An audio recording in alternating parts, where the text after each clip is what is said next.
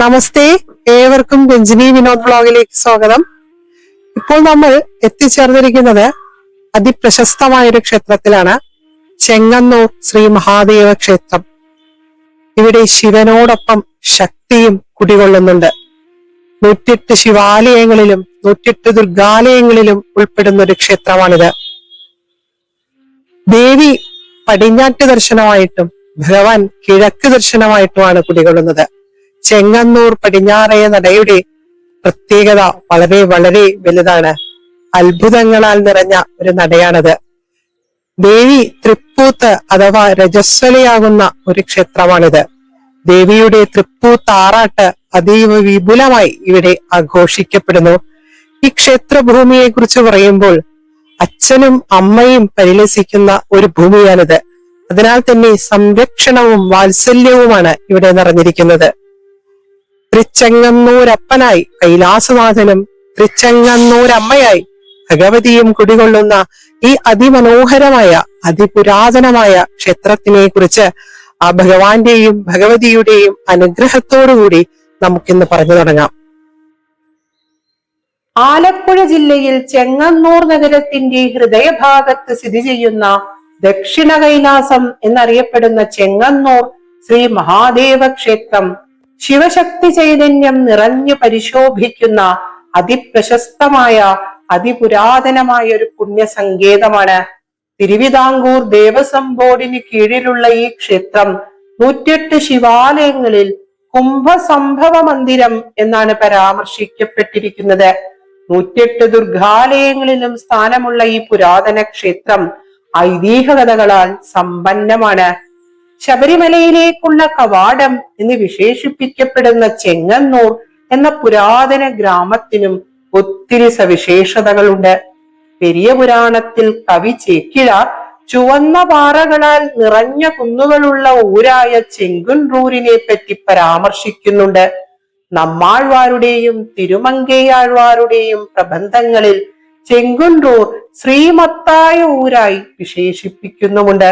സംസ്കൃതത്തിൽ ഷോണാദ്രി, ഷോണശൈലം, ഷോണാചലം എന്നൊക്കെ അറിയപ്പെട്ടിരുന്ന ഈ ദേശം മലയാള ഭാഷയിൽ ചെങ്കുന്ന്, ചെങ്കുന്നൂര് എന്നും പിന്നീടത് ചെങ്ങന്നൂർ എന്നുമായി തീർന്നു. ശൈവ സന്യാസിമാരായ 63 നായനാർമാരിൽ ഒരാളായ വിരൽമിണ്ട നായനാരുടെ ജന്മദേശമാണ് ചെങ്ങന്നൂർ എന്നും അറിയപ്പെടുന്നു. തിരുചെങ്ങന്നൂർ കോവിൽ എന്നാണ് നായനാർമാർ ഈ ക്ഷേത്രത്തിനെ പരാമർശിച്ചു കാണുന്നത്. പരശുരാമനാൽ നിർമ്മിതമായ 64 നമ്പൂതിരി ഗ്രാമങ്ങളിൽ ഒന്നായിരുന്ന ഇവിടം 1000-ൽ പരം ബ്രാഹ്മണ ഗൃഹങ്ങൾ നിറഞ്ഞ സ്ഥലമായിരുന്നു എന്നും പിന്നീട് ചേര ഭരണത്തിൻ കീഴിലും ഈ ദേശം നിലനിന്നിരുന്നു എന്നൊക്കെ പറയപ്പെടുന്നു. ഐതിഹ്യമനുസരിച്ച് ശിവപാർവതിമാരുടെ വിവാഹവേളയിൽ ദേവകൾ, മഹർഷീശ്വരന്മാർ, യക്ഷ, കിന്നര, ഗന്ധർവ, കിം പുരുഷന്മാർ എന്നിങ്ങനെ എല്ലാ ദിവ്യ സാന്നിധ്യങ്ങളും കൈലാസ ശൈലത്തിൽ ഒത്തുകൂടി. അപ്പോൾ അവരുടെ എല്ലാം ഭാരം നിമിത്തം കൈലാസ ശൈലം വടക്കോട്ട് ചെരിഞ്ഞു പോവാതെ ഭൂഗോളത്തിന്റെ ആ സമതുലിതാവസ്ഥ നിലനിർത്തുവാനായിക്കൊണ്ട് ശ്രീ പരമേശ്വരൻ തപോനിഷ്ഠനായ അഗസ്ത്യ മഹർഷിയോട് ദക്ഷിണ ദിക്കിൽ പോയി തപസ്സനുഷ്ഠിക്കുവാൻ ആവശ്യപ്പെടുന്നു. അപ്പോൾ തനിക്ക് ഭഗവാന്റെയും ദേവിയുടെയും വിവാഹം നേരിട്ട് കാണുവാൻ സാധ്യമല്ലല്ലോ എന്ന ആ വിഷമം മഹർഷി അറിയിച്ചപ്പോൾ കുംഭസംഭവനായ ഋഷീശ്വരനോട് ഭഗവാൻ പറഞ്ഞു, ഷോണാദ്രിയിൽ നിന്ന് തന്നെ ആ വിവാഹം നേരിട്ട് കാണുവാനുള്ള ദിവ്യദൃഷ്ടി അങ്ങേക്ക് ഉണ്ടാകും എന്ന്. മാത്രവുമല്ല, വിവാഹശേഷം ആദ്യം അങ്ങ് ഇരിക്കുന്ന സ്ഥലത്ത് ഞാനും ദേവിയും എത്തിക്കോളാം എന്ന് ഭഗവാൻ ഉറപ്പു കൊടുക്കുന്നു. ദക്ഷിണ ദിക്കിലേക്ക് സഞ്ചരിച്ച അഗസ്ത്യ മഹർഷി തന്റെ തപസ്സിനായി തിരഞ്ഞെടുത്ത സ്ഥലം ഷോണശൈലപുരം, ഷോണാദ്രി എന്നൊക്കെ അറിയപ്പെട്ടിരുന്ന ഈ പുണ്യസന്നിധിയാണ്. വിവാഹശേഷം പാർവതീ പരമേശ്വരന്മാർ പറഞ്ഞതിൻ പ്രകാരം തന്നെ മഹർഷിയെ അനുഗ്രഹിക്കുവാനായി ഇവിടെ എത്തിച്ചേർന്നു. അപ്പോൾ ശ്രീ പാർവതീ ദേവി ഇവിടെ വെച്ച് രജസ്വലയായി. ഋതുസ്നാനവും മറ്റും കഴിഞ്ഞ് ശുദ്ധിയാകുന്നവരെ പാർവതീ പരമേശ്വരന്മാർ ഈ പുണ്യഭൂമിയിൽ 28 ദിവസം നിവസിച്ചു. ഇവിടെ വെച്ച് ഋതുശാന്തി ചടങ്ങുകളും യാഗവും അഗസ്ത്യ മഹർഷിയുടെ നേതൃത്വത്തിൽ നടത്തിയ ഹോമകുണ്ഡമാണ് വടക്കുള്ള തീർത്ഥക്കുളം അഥവാ ശക്തികുണ്ഡ തീർത്ഥം എന്ന് പറയപ്പെടുന്നു. അഗസ്ത്യ മഹർഷിയുടെ അപേക്ഷ പ്രകാരം പാർവതി പരമേശ്വരന്മാർ അന്നു മുതൽ ഇവിടെ സാന്നിധ്യം ചെയ്യുന്നു. ദേവി അന്ന് ഇവിടെ വെച്ച് രജസ്വലയായതിന്റെ ആ ഓർമ്മയിലാണ് ദേവിക്ക് ഇപ്പോഴും തൃപ്പൂത്ത് അഥവാ തിരുപ്പൂപ്പ് ഉണ്ടാകുന്നത് എന്നാണ് ഒരൈതിഹ്യം.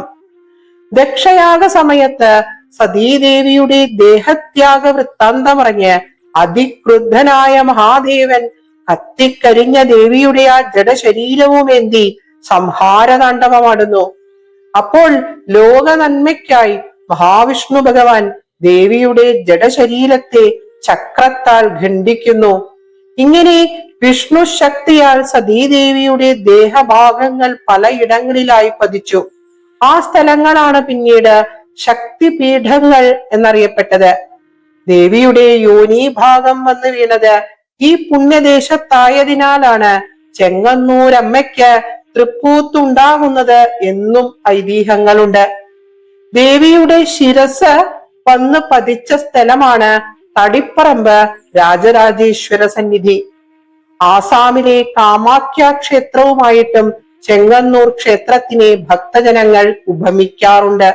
ചെങ്ങന്നൂർ സ്വദേശിയും ദേവീ ഉപാസകനുമായിരുന്ന കല്ലൂർ നാരായണപിള്ള എഴുതിയ ചെങ്ങന്നൂർ ക്ഷേത്രമാഹാത്മ്യത്തിൽ മധുരാനഗരം ചുട്ടരിച്ചതിനു ശേഷം ചിലപ്പതികാരത്തിലെ വീരനായികയായ കണ്ണകി ദേവി വൈഗയാറ്റിൻ കരവഴിയായി ഇവിടെയെത്തി തിരുചെങ്കന്നൂർ എന്ന ദേശത്തുള്ള ഒരു മലയിൽ കയറി ഒരു വേങ്ങമരത്തിന്റെ നിഴലിൽ നിന്നും തപസ് ചെയ്തു എന്നൊക്കെ പരാമർശിക്കുന്നുണ്ട്.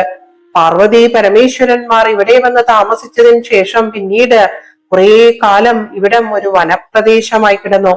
മഞ്ഞിപ്പുഴ മഠത്തിലെ തമ്പുരാക്കന്മാരുടെ അധീനതയിൽ ഈ പ്രദേശം ഉണ്ടായിരുന്ന കാലത്താണ് ക്ഷേത്ര നിർമ്മാണം നടത്തിയത് എന്ന് അനുമാനിക്കപ്പെടുന്നു. ഇപ്പോൾ ക്ഷേത്രമിരിക്കുന്ന സ്ഥലം നയനാരുപിള്ള എന്നൊരാൾക്ക് തമ്പുരാൻ പാട്ടത്തിന് കൊടുത്തിരുന്നു.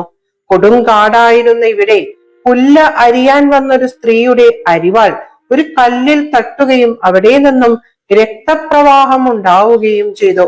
വിവരമറിഞ്ഞ് നയനാരുപിള്ളയും വഞ്ഞിപ്പുഴ തമ്പുരാനും താഴ്മൺ മഠത്തിലെ പോറ്റിയും മറ്റു നാട്ടുകാരും ഇവിടെ എത്തിച്ചേർന്നു. രക്തം കണ്ട ശില ഒരു ശിവലിംഗമാണെന്ന് മനസ്സിലായ ഉടനെ പ്രായശ്ചിത്തമായി 36 പറ നെയ്യ് കൊണ്ട് ആ ശിവലിംഗത്തിന് അഭിഷേകം നടത്തിയപ്പോൾ രക്തം നിലച്ചു. അഭിഷേകത്തിന് ശേഷം നിവേദ്യ സമർപ്പണവും ഉണ്ടായി. ഒരു ക്ഷേത്രം വേഗം നിർമ്മിക്കണമെന്നും ശിവനെ കൂടാതെ ശ്രീ പാർവതീദേവിയെയും ക്ഷേത്രത്തിൽ പ്രതിഷ്ഠിക്കണമെന്നും താഴ്മൺ പോറ്റിയും വഞ്ഞിപ്പുഴ തമ്പുരാനും തീരുമാനമെടുത്തു. ക്ഷേത്ര നിർമ്മാണത്തിനായി തമ്പുരാൻ തച്ചന്മാരിൽ വെച്ച് തച്ചനായ സാക്ഷാൽ ഉളിയന്നൂർ പെരുന്തച്ഛനെ തന്നെയാണ് ഇങ്ങോട്ട് ക്ഷണിച്ചു വരുത്തുന്നത്. പെരുന്തച്ഛൻ ഇവിടെ എത്തി ക്ഷേത്ര നിർമ്മാണത്തിനുള്ള കണക്കുകൾ ചാർത്തിക്കൊടുത്തതിന് ശേഷം പോവുകയും പിന്നീട് 3 മാസങ്ങൾക്ക് ശേഷം തിരിച്ചെത്തിയപ്പോൾ കൂത്തമ്പലം ഒഴികെയുള്ള എല്ലാ ഭാഗങ്ങളുടെയും പണി ഇവിടെ തീർന്നു കഴിഞ്ഞിരുന്നു. ബ്രാഹ്മണ മേധാവിത്വം ഉള്ള ഈ ദേശത്ത് എല്ലാ കണക്കുകളും തികഞ്ഞ ഒരു ക്ഷേത്രം ഉയർന്നു വന്നാൽ ഐശ്വര്യമതം ഉണ്ടാകുമോ എന്ന് ചിന്തിച്ച് പെരുന്തച്ഛൻ കുറച്ച് കണക്കുകൾ തെറ്റിച്ചാണ് ചാർത്തിക്കൊടുത്തത് എന്നും വാദങ്ങളുണ്ട്. കൂർമാകൃതി അഥവാ കുക്കുടാണ്ടാകൃതി അഥവാ ദീർഘഗോളാകൃതി എന്നിങ്ങനെ ആകൃതിയുള്ള കൂത്തമ്പലം പെരുന്തച്ഛൻ തന്നെ പണിതീർത്തു. ദേവീ വിഗ്രഹവും പെരുന്തച്ഛൻ തന്നെയാണ് നിർമ്മിച്ചത്. വർഷങ്ങൾക്ക് ശേഷം ക്ഷേത്രത്തിൽ ഒരു വലിയ അഗ്നിബാധയുണ്ടായി. ദേവീ വിഗ്രഹവും കൂത്തമ്പലവും കിഴക്കേ ഗോപുരവും ഒക്കെ അഗ്നിക്കിരയായി. നാട്ടുകാർ വേഗം ശിവശ്രീകോവിലിൽ ചളി കൊണ്ടു മൂടിയതിനാൽ ശിവലിംഗത്തിന് ഒന്നും സംഭവിച്ചില്ല. പെരുന്തച്ഛൻ ബോധപൂർവം കണക്കുകൾ തെറ്റിച്ച് ക്ഷേത്രം നിർമ്മിച്ചതിൽ മഹാദേവനുണ്ടായ ക്രോധമാണ് അഗ്നിക്ക് കാരണം എന്നൊക്കെ പറയപ്പെടുന്നുണ്ട്. പിന്നീട് തിരുവിതാംകൂർ മഹാരാജാക്കന്മാരുടെ കാലത്ത് തഞ്ചാവൂരിൽ നിന്നും എത്തിയ വിദഗ്ധ ശില്പികൾ പണിതീർത്തതാണ് ഇന്ന് നാം കാണുന്ന ചെങ്ങന്നൂർ ക്ഷേത്രം. പെരുന്തച്ഛന്റെ കയ്യൊപ്പ് പതിഞ്ഞ അണ്ഡാകൃതിയിലുള്ള കൂത്തമ്പലം പുനർനിർമ്മിച്ചെടുക്കുവാൻ പിന്നീട് ഒരു ശില്പിക്കും ആവാത്തതിനാൽ അത് തറ മാത്രമായി ഇന്നും ഇവിടെ അവശേഷിക്കുന്നു. അഗ്നിബാധ ഉണ്ടാകും എന്ന് ദിവ്യദൃഷ്ടിയിൽ കണ്ടറിഞ്ഞ പെരുന്തച്ഛൻ തന്നെ ഒരു ദേവീ വിഗ്രഹം നിർമ്മിച്ച് പമ്പയിലെ കയത്തിൽ നിക്ഷേപിച്ചിരുന്നു അത്രേ. ആ കാര്യം പുരാതന രേഖകളിൽ നിന്നും മനസ്സിലാവുകയും അങ്ങനെയാണ് പഞ്ചലോഹത്തിലുള്ള ഇപ്പോഴത്തെ ദേവീ വിഗ്രഹം പ്രതിഷ്ഠിതമാവുന്നത് എന്ന് വിശ്വസിക്കപ്പെടുന്നു. ക്ഷേത്ര പുനരുദ്ധാരണം കുറെ കാലം നീണ്ടുപോയതിനാൽ ചെങ്ങന്നൂർ മതിൽക്കകത്തെ പണി എന്നത് മലയാള ഭാഷയിലെ ഒരു ശൈലിയായി പിന്നീട് അറിയപ്പെട്ടു. 3 നിലകളോടുകൂടിയ ക്ഷേത്രത്തിന്റെ കിഴക്കേ ഗോപുരം അതിബൃഹത്തും വ്യത്യസ്തവും 80 വർഷത്തെ പഴക്കം മാത്രമുള്ള ഒരു നിർമ്മിതിയുമാണ്. മറ്റ് 3 ദിക്കിലും അതീവ പഴക്കമേറിയ ഗോപുരങ്ങളാണുള്ളത്. ഏകദേശം 10 ഏക്കറോളം വ്യാപിച്ചു കിടക്കുന്ന വൃക്ഷജാലങ്ങളാൽ നിറഞ്ഞ ക്ഷേത്ര മതിൽക്കകത്തേക്ക് പ്രവേശിക്കുമ്പോൾ സ്വാഗതമരുളുന്നത് വലിയ ആനക്കൊട്ടിലും കത്തി നശിച്ച കൂത്തമ്പലത്തിന്റെ തറയുമാണ്. ഈ തറയിൽ ഒരു നന്ദികേശ്വരനുമുണ്ട്. കൂത്തമ്പലത്തറയ്ക്ക് തെക്കുവശത്തുള്ള നടനശിലയിൽ കയറി ഒറ്റക്കാലിൽ നിന്നുകൊണ്ട് ശ്രീകോവിലിന്റെ സ്തൂപിക നോക്കി നഞ്ചുണ്ടനാഥ നമശിവായ എന്ന് ജപിച്ചു തൊഴുതാൽ അന്നത്തെ ദിവസം വിഷഭയമുണ്ടാവില്ല എന്ന് ഭക്തജനങ്ങൾ വിശ്വസിക്കുന്നു. നടരാജമൂർത്തിയായ ലോക നന്മയ്ക്കായി കാളകൂട വിഷം പാനം ചെയ്ത പ്രപഞ്ചപിതാവിന്റെ ആ വാത്സല്യത്തിൽ പൂർണ്ണ സുരക്ഷിതരായി നാം ഭഗവാനെ ദർശിക്കുവാൻ മുന്നോട്ടു നീങ്ങുന്നു എന്ന് സാരം. വലിയ സ്വർണധ്വജം, തറയോട് ചേർന്ന ബലിക്കല്ല്, കരിങ്കൽ തൂണുകളോടുകൂടിയ വാതിൽ മാടം എന്നിവ കടന്ന് പ്രൗഢി നിറഞ്ഞ നാലമ്പലത്തിലേക്കാണ് പ്രവേശിക്കുന്നത്. ഭീമാകാരമായ കരിങ്കല്ലിൽ തീർത്ത 150 അടി ചുറ്റളവുള്ള ചെമ്പുമേഞ്ഞ സ്വർണ്ണ താഴിക കുടത്തോടുകൂടിയ ഒറ്റനില വട്ട ശ്രീകോവിൽ തികച്ചും ഒരു വിസ്മയ കാഴ്ച തന്നെയാണ്. ഗർഭഗൃഹത്തിൽ കിഴക്ക് ദർശനമായി സ്വയംഭൂ ശിവലിംഗത്തിൽ തൃച്ചെങ്ങന്നൂരപ്പനായി പരിലസിക്കുന്ന കൈലാസനാഥന് അതീവ ക്രോധഭാവമാണെന്നും സതീവിരഹ ദുഃഖഭാവമാണ് എന്നൊക്കെയുള്ള വിശ്വാസങ്ങളുണ്ട്. പടികളോടുകൂടിയ ആ സോപാനത്തിനടുത്തു നിന്നും ഭഗവാനെ ദർശിച്ച ധന്യ നിമിഷം ഒരിക്കലും മറക്കില്ല. ഈ പ്രപഞ്ചത്തിനെ മുഴുവൻ സംരക്ഷിച്ചുകൊണ്ട് ആ ദിവ്യമായ ശിവലിംഗത്തിൽ പ്രപഞ്ചത്തിന്റെ പിതാവായ ശ്രീ പരമേശ്വരൻ വാണരുളുന്നു. ഭഗവാന് മുമ്പിൽ 1000-ലധികം കലശങ്ങൾ വെച്ച് പൂജിക്കുവാൻ സൗകര്യമുള്ള അതീവ വിസ്തൃതമായ കൊത്തുപണികളോടുകൂടിയ ഉയരമേറിയ നമസ്കാര മണ്ഡപത്തിൽ ഇടത്തോട്ട് മാറി ഒരു നന്ദിയുണ്ട്. ശിവശ്രീകോവിലിന്റെ വലതുഭാഗത്ത് ഗണപതിയും വടക്ക് പടിഞ്ഞാറ് ഭാഗത്ത് ശിവഭൃത്യനായ ചണ്ഡികേശനും കുടികൊള്ളുന്നു. പ്രധാന ശ്രീകോവിലിന്റെ പിറകിൽ പടിഞ്ഞാറ് ദർശനമായി തൃച്ചെങ്ങന്നൂരമ്മ ദർശനമരുളുന്നു. ചെങ്ങന്നൂർ പടിഞ്ഞാറേ നട അത്ഭുതങ്ങളാൽ നിറഞ്ഞതാണ്. ഏകദേശം 2.5 അടി ഉയരമുള്ള പഞ്ചലോഹ വിഗ്രഹത്തിൽ വരദാഭയ മുദ്രകൾ ധരിച്ച 2 തൃക്കൈകളോടെ പരിശോഭിക്കുന്ന ജഗൽ ജനനിയുടെ ദർശനം ഈ പ്രപഞ്ചത്തിൽ തന്നെ വെച്ച് അതിസുന്ദരമായ അതിമംഗളമായ ഒരു ദിവ്യാനുഭവം തന്നെയാണ്. ഇവിടുത്തെ ദേവീ പ്രതിഷ്ഠ ശ്രീ പാർവതീ ദേവിയുടേതാണെന്നും സതീദേവിയുടേതാണെന്നും കണ്ണകീ ഭാവമാണെന്നും മഹാകാളി ഭാവമാണെന്നും ശ്രീ ഭുവനേശ്വരി ദേവി തന്നെയാണ് എന്നൊക്കെ ഒത്തിരി വിശ്വാസങ്ങൾ പ്രചാരത്തിലുണ്ട്. ചെങ്ങന്നൂർ വാഴും ദേവിയുടെ ശക്തി ചൈതന്യ കഥകൾക്ക് നൂറ്റാണ്ടുകളുടെ പ്രശസ്തിയുണ്ട്. വിളിച്ചാൽ വിളിപ്പുറത്തെത്തുന്ന ഒരമ്മ പരിലസിക്കുന്ന ചെങ്ങന്നൂർ പടിഞ്ഞാറേ നട ഈ ക്ഷേത്രത്തിനെ ഒരു ദേവീ ക്ഷേത്രത്തിന്റെ ഛായയിലേക്ക് പലപ്പോഴും മാറ്റിയിട്ടുണ്ട് എന്നതും ഒരു സത്യമാണ്. അമ്മയുടെ ആ തിരുനയനങ്ങളിൽ നിന്നും തൂമന്ദഹാസത്തിൽ നിന്നും നമ്മിലേക്ക് പ്രവഹിക്കുന്ന നിറഞ്ഞ വാത്സല്യത്തിന് സംരക്ഷണത്തിന്റെയും ശക്തിയുടെയും മാതൃവാത്സല്യത്തിന്റെയും ഒക്കെ തലോടലാണുള്ളത്. ദേവിക്ക് മുമ്പിൽ ചെറിയ നമസ്കാര മണ്ഡപമുണ്ട്. പടിഞ്ഞാറേ നടയിലും ഒരാനക്കൊട്ടിലുണ്ട്. നാലമ്പലത്തിന് പുറത്ത് ശാസ്താവ്, നീലഗ്രീവൻ, സുബ്രഹ്മണ്യൻ, സ്ഥലീശൻ, സർപ്പക്കാവ് എന്നീ പ്രതിഷ്ഠകളുണ്ട്. സ്ഥലീശന്റെ പ്രതിഷ്ഠയുടെ വടക്കോട്ട് തിരിഞ്ഞ് തളിപ്പറമ്പ് രാജരാജേശ്വരനെ മനസാ വന്ദിക്കണം എന്നൊരു നിയമമുണ്ട്. ക്ഷേത്ര മതിൽക്കകത്തിന് പുറത്ത് മൂലസ്ഥാനമായ കുന്നത്ത് മഹാദേവ ക്ഷേത്രമുണ്ട്. പിന്നെ ഗംഗാദേവിക്കും ശ്രീകൃഷ്ണനും അടുത്തായിട്ട് തന്നെ ക്ഷേത്രങ്ങളുണ്ട്. ഈ ഗ്രാമത്തിൽ പണ്ട് വൃഷചികിത്സയ്ക്ക് പേരുകേട്ട കറുത്തയിടത്ത് മുരിങ്ങൂർ എന്നൊരു ബ്രാഹ്മണ കുടുംബം ഉണ്ടായിരുന്നു. അവിടെ ഒരിക്കൽ ഒരു ഉണ്ണിയും പിന്നെ ആ അമ്മയും മാത്രമാണ് അവശേഷിച്ചിരുന്നത്. അക്കാലത്ത് പരദേശിയായ ഒരു വിഷഹാരി ഈ നാട്ടിൽ വന്ന് ഈ ക്ഷേത്രത്തിൽ വെച്ച് തന്നെ ഉണ്ണിയെ ഇങ്ങനെ വെല്ലുവിളിച്ചു. അന്ന് രാത്രി ആ ഉണ്ണിക്ക് നാഗരാജാവ് ദർശനം കൊടുത്തു. അതിൻ പ്രകാരം രാവിലെ തന്നെ ഇല്ലത്തു നിന്നും ലഭിച്ച ഒരു ചെമ്പുകുഴലുമായി ഉണ്ണി ഇവിടെ എത്തി. ആ കുഴലിലുള്ള സർപ്പത്തെ നിയന്ത്രിക്കാമോ എന്ന് പരദേശിയോട് ചോദിച്ചു. ചെമ്പുകുഴലിലെ സ്വർണവർണ്ണത്തോടുകൂടിയ ആ ദിവ്യമായ സർപ്പത്തെ അനുസരിപ്പിക്കുന്നതിൽ തോറ്റുപോയ പരദേശി തന്റെ എല്ലാ മാന്ത്രിക ഗ്രന്ഥങ്ങളും കൂത്തമ്പലത്തിന് സമീപമുള്ള നമ്മൾ നേരത്തെ സൂചിപ്പിച്ചില്ലേ ആ നടനശിലയ്ക്ക് താഴെ കുഴിച്ചിട്ടു എന്നും അനന്തരം സർപ്പമുള്ള ആ ചെമ്പുകുഴൽ പടിഞ്ഞാറേ ഗോപുരത്തിന്റെ ഇടനാഴിയുടെ തെക്ക് വശത്തുള്ള ഒരു കല്ലിൽ ഒരു ദ്വാരമുണ്ടാക്കി അവിടെ ഇങ്ങനെ പ്രതിഷ്ഠിച്ചു എന്നുമാണ് കഥ. ആ ദ്വാരത്തിൽ കൈയിട്ട് അസത്യം പറഞ്ഞാൽ അപ്പോൾ തന്നെ സർപ്പദർശനം ഏൽക്കും എന്നാണ് വിശ്വാസം.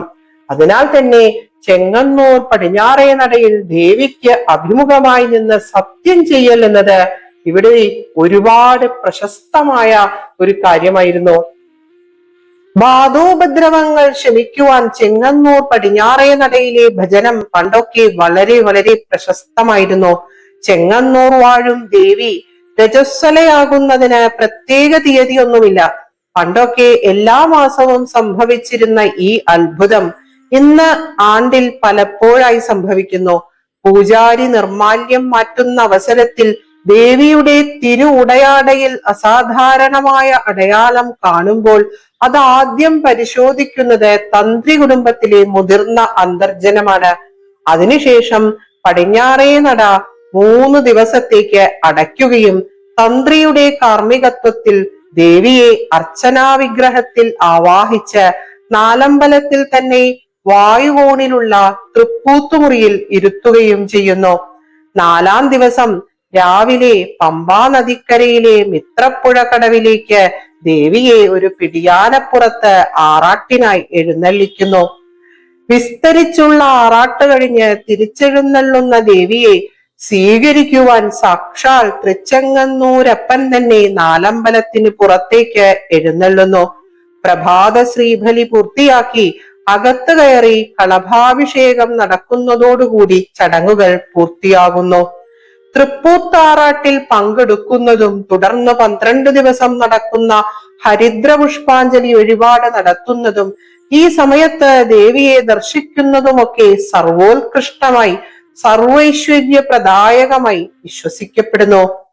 ബ്രിട്ടീഷ് ഭരണകാലത്ത് ദിവാനായിരുന്ന കേണൽ ജോൺ മൺറോ ഒരിക്കൽ ചെങ്ങന്നൂർ പടിഞ്ഞാറേ നടയിലെ തൃപ്പൂത്താറാട്ട് ചെലവുകൾ അനാവശ്യമാണെന്ന് പറഞ്ഞ് അത് നിർത്തലാക്കി. അധികം വൈകാതെ തന്നെ മൺറോയുടെ പത്നിക്ക് രക്തസ്രാവം ഉണ്ടാവുകയും കുട്ടികൾക്ക് പലവിധ രോഗങ്ങൾ പിടിപെടുകയും ചെയ്തു. ചികിത്സിച്ച് ഭേദമാവുന്നില്ല എന്ന് കണ്ടപ്പോൾ സായിപ്പിന് കാര്യം എന്താണെന്ന് അറിവുള്ളവർ പറഞ്ഞുകൊടുത്തു. പ്രായശ്ചിത്തമായി മൺറോ ദേവിക്ക് തിരുവാഭരണങ്ങൾ സമർപ്പിക്കുകയും ആണ്ടുപിറപ്പ് തൃപ്പൂത്ത ആറാട്ടിനുള്ളൊരു തുക സ്വന്തം ചിലവിൽ ഇവിടെ ഏൽപ്പിക്കുകയും ചെയ്തതിന് ചരിത്രരേഖകളുണ്ട്. ചെങ്ങന്നൂരമ്മയുടെ ശക്തിവിശേഷ കഥകൾ എത്ര പറഞ്ഞാലും അവസാനിക്കുന്നില്ല എന്നതാണ് സത്യം. ധനുമാസത്തിലെ തിരുവാതിരയ്ക്ക് കൊടികയറി മകരമാസത്തിലെ തിരുവാതിരയ്ക്ക് പമ്പയാറിൽ ആറാട്ടോടുകൂടി അവസാനിക്കുന്ന 28 ദിവസത്തെ തിരു ഉത്സവത്തിൽ അവസാന 10 ദിവസം വലിയ ഉത്സവമാണ്. ഒത്തിരി താന്ത്രിക അനുഷ്ഠാനങ്ങൾ, കലാ സാംസ്കാരിക പരിപാടികൾ, പള്ളിവേട്ട, അനവധി ആചാര അനുഷ്ഠാനങ്ങൾ എന്നിവ ഉൾപ്പെടെ ചെങ്ങന്നൂർ എന്ന പുരാതന ഗ്രാമത്തിന്റെ മഹോത്സവമായി ഈ ആണ്ടുവിശേഷം ആചരിക്കപ്പെടുന്നു. ശിവരാത്രി, ചിത്രപൗർണമി, നവരാത്രി, തുലാസംക്രമ നെയ്യാട്ട്, എല്ലാ മാസവുമുള്ള ഉത്രം തൊഴിൽ, നിറപുത്തിരി, ആയില്യപൂജ, കർക്കടകത്തിലെ ആടി ചൊവ്വ, പ്രദോഷം, കർക്കടക കറുത്ത വാവ് എന്നിങ്ങനെ ഒത്തിരി വിശേഷ ദിവസങ്ങൾ ഈ ക്ഷേത്രത്തിലുണ്ട്. ശിവരാത്രി നാളിൽ കരുനാഗപ്പള്ളിയിലെ അരയ സമുദായം നടത്തിവരുന്ന പരിശം വയ്പ് എന്ന ആചാരത്തിന് പിറകിൽ ഒരു ഐതിഹ്യമുണ്ട്. ഒരിക്കൽ കൈലാസത്തിൽ വെച്ച് മഹാദേവൻ ശ്രീ പാർവതീദേവിക്ക് ജ്ഞാനോപദേശം നൽകുന്ന വേളയിൽ ദേവി ഉറങ്ങിപ്പോകുകയും ആ സമയത്ത് മുരുക ഭഗവാൻ ഒരു വണ്ടിന്റെ രൂപത്തിൽ അമ്മയുടെ മുടിക്കെട്ടിൽ ഒളിച്ചിരുന്ന് എല്ലാം ഗ്രഹിക്കുകയും ചെയ്തു. ഭഗവാന് ദേഷ്യം വന്നു.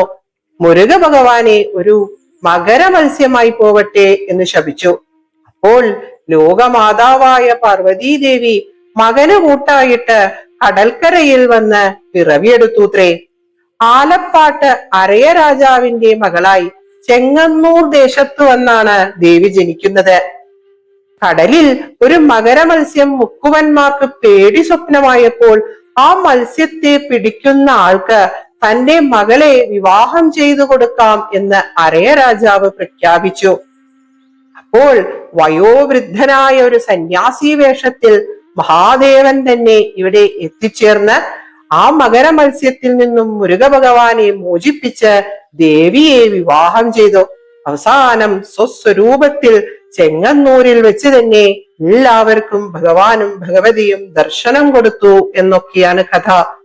പെരുന്തച്ഛൻ കയത്തിൽ നിക്ഷേപിച്ച ദേവീ വിഗ്രഹം മുങ്ങിത്തപ്പി എടുത്തുകൊടുത്തത് ആലപ്പാട്ടെ അരയ സമുദായമാണ് എന്നും പറയപ്പെടുന്നുണ്ട്. തങ്ങളുടെ മകളായ ജഗദംബികയെ കാണുവാനായി അരയ സമുദായങ്ങൾ ഇവിടെ ശിവരാത്രി നാളിൽ എത്തി മരുമകനായ സർവേശ്വരനു മുമ്പിൽ സർവവും സമർപ്പിക്കുന്ന ഈ വിശേഷപ്പെട്ട ആചാരത്തിനെ കുറിച്ച് തമിഴ് ഗ്രന്ഥങ്ങളിലുമൊക്കെ പരാമർശിക്കുന്നുണ്ട്. തുലാസംക്രമ നെയ്യാട്ടിനു ശേഷമുള്ള ആടിയ നെയ് ശിരോരോഗത്തിന് ഔഷധമായി കരുതപ്പെടുന്നു. ശംഖാഭിഷേകം, കളഭാഭിഷേകം, ഭഗവതി സേവ, ധാര, ചതുശതം, ഉമാമഹേശ്വര പൂജ, മൃത്യുഞ്ജയ ഹോമം, സൂക്ത അർച്ചനകൾ, സ്വയംവര പുഷ്പാഞ്ജലി, ഹരിദ്ര പുഷ്പാഞ്ജലി എന്നിങ്ങനെ നിരവധി വഴിപാടുകൾ ഈ ക്ഷേത്രത്തിലുണ്ട്. ഇവിടെ തൊഴുവാൻ ഒരു പ്രത്യേക ക്രമം ഭക്തജനങ്ങൾ അനുവർത്തിച്ചു പോരുന്നുണ്ട്.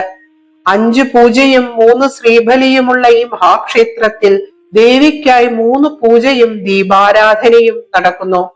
ഒത്തിരി വർഷങ്ങൾക്ക് മുമ്പ് വായിച്ചറിഞ്ഞ ഈ പുരാതന ക്ഷേത്രത്തിൽ അന്നു മുതൽ ഒന്ന് എത്തിച്ചേരണമെന്ന് അതിതീവ്രമായി ആഗ്രഹിച്ചതാണ്.